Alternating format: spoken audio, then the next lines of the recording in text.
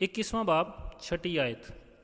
پھر اس نے مجھ سے کہا یہ باتیں پوری ہو گئیں، میں الفا اور اومیگا یعنی ابتدا اور انتہا ہوں، میں پیاسے کو آب حیات کے چشمہ سے مفت پلاؤں گا۔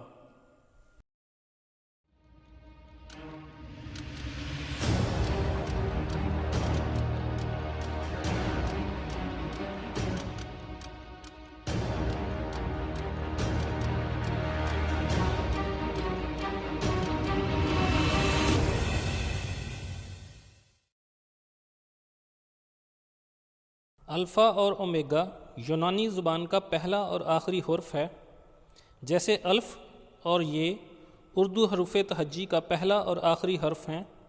الفا کا مطلب ہے شروع اور اومیگا کا مطلب ہے آخر یعنی ابتدا اور انتہا۔ یہ خدا کا لقب ہے اور اس کی ابدیت کو بھی پیش کرتا ہے۔ اس کا مطلب یہ نہیں کہ اس کی کوئی ابتدا تھی اور اس کا کوئی آخر ہوگا۔ اس کا مطلب ہے اس کے سوا جو کچھ اور ہے اس کی ابتدا اسی سے ہوئی اور ان کا آخر بھی اسی میں ہوگا۔ انسان کو خدا کا سارا مکاشفہ نہیں دیا گیا، لیکن جتنا دیا گیا اس مکاشفہ کی ابتدا اور انتہا وہی ہے۔ یہ معنی خیز بات ہے کہ مکاشفہ کی کتاب کے شروع میں مثلاً پہلے باب کی 8ویں آیت اور آخر میں 22ویں باب کی 13ویں آیت جو خطاب خداوند مسیح کے لیے استعمال ہوا ہے، اب 21ویں باب کی 6 میں خدا اپنے لیے استعمال کر رہا ہے۔ یہ ظاہر کرتا ہے کہ ابدیت کے شروع میں اب الہی اختیار کے استعمال میں تبدیلی ہوئی ہے، لیکن الہی تثلیث میں کوئی فرق نہیں آیا۔ بیٹا اسی طرح اس خطاب کا مالک رہے گا جس طرح پہلے تھا، اور وہ باپ کے ساتھ اس کے ابدی تخت پر ہمیشہ کے لیے شریک رہے گا جیسے ماضی کی ابدیت میں تھا۔ اس آیت کے بقایا حصہ میں خدا ایک وعدہ کرتا ہے، میں پیاسے کو آب حیات کے چشمہ سے مفت پلاؤں گا۔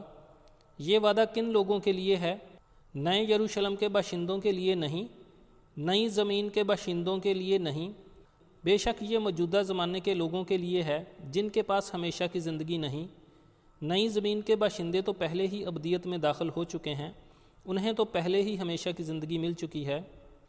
آج اس دنیا میں بہت سارے ایسے لوگ ہیں جو اس ہمیشہ کی زندگی اور آگے ملنے والی تمام برکتوں سے محروم ہیں۔ ان سے خدا اب مخاطب ہے، وہ آب حیات مفت پلانے کے لیے تیار ہے، لیکن صرف انہیں جو پیاسے ہوں گے۔ خداوند مسیح نے بھی یوحنا 4 باب کی 10ویں آیت میں اس کی ضرورت پر زور دیا۔ اس نے سامری عورت سے پانی مانگ کر ایسی گفتگو کا آغاز کیا جو سامری عورت کو آب حیات کی ضرورت کے احساس تک لے آئی۔ کلام مقدس میں آب حیات کا کم از کم 8 دفعہ ذکر ہے۔ انسان کی ساری محنت اور کوشش اسی فانی زندگی کی خوشیاں سمیٹنے میں خرچ ہو جاتی ہے، لیکن وہ ہمیشہ کی زندگی حاصل کرنے کے لیے کچھ نہیں کرتا۔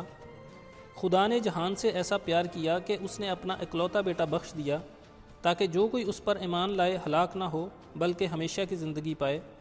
یہ ہمیشہ کی زندگی صرف خداوند یسوع مسیح سے ملتی ہے۔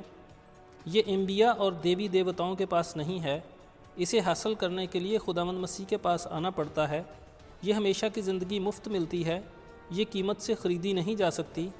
اس ہمیشہ کی زندگی کی دعوت سب کو ہے، جو کوئی لینا چاہے لے سکتا ہے۔ ہر ملک، ہر قوم، ہر مذہب، ہر زبان کے لوگ اسے مفت حاصل کر سکتے ہیں۔ کیا کوئی طلبگار ہے یا کوئی پیاسا ہے؟ خدا آواز دے کر پوچھ رہا ہے۔ اس میں آپ کا کیا جواب ہے؟ پھر اس نے مجھ سے کہا، اس کتاب کی نبوت کی باتوں کو پوشیدہ نہ رکھ، کیونکہ وقت نزدیک ہے۔